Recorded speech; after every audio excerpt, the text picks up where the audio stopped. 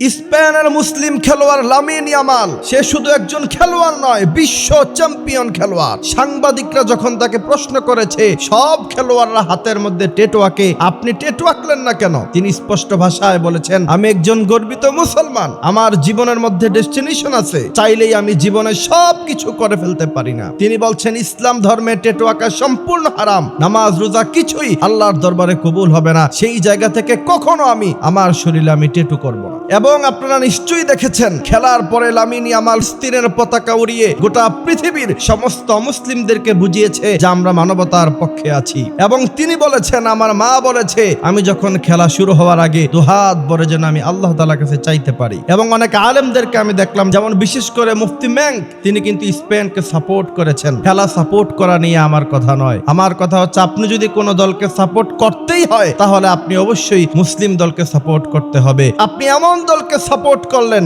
যারা ফিলিস্তিনি মুসলমানদেরকে মারে, অমুসলিম, পৃথিবীর সবচেয়ে বড় জালেম, তাদের কথা মুখে উচ্চারণ করা যায় না। আর আপনি মুসলমানের সন্তান হয়ে যারা ফিলিস্তিনের পক্ষে কথা বলে তাদেরকে আপনি সাপোর্ট করতে পারলেন না, আমি মনে করি এটা আপনার জন্য ব্যর্থতা। সব কথার শেষ কথা হলো, সারা রাত খেলা দেখে ফজরের সময় খেলা শেষ হয়, ছেলেরা ফজরের নামাজে মসজিদে যায় না। ওই সময় আতশবাজি, বিশাল বড় বড় সাউন্ড করে মিছিল করে, কিন্তু মসজিদে তাদের জায়গা হয় না। আল্লাহ সুবহানাহু ওয়া তাআলা বড় চমৎকার বলছেন, ইন্নাকা লা তাহদি মান আহবাবতা ওয়ালাকিন্নাল্লাহা ইয়াহদি মান ইয়াশা ওয়া হুয়া আ'লামু বিল মুহতাদিন। আল্লাহ তাআলা যাকে চায় তার হেদায়েত দেয়, আল্লাহ তাআলা যাকে চায় তাকে হেদায়েত দেয় না। এই জন্য সব সময় আল্লাহ তাআলার কাছে দোয়া করতে হবে, আল্লাহ আপনি আমাকে হেদায়েত দান করেন।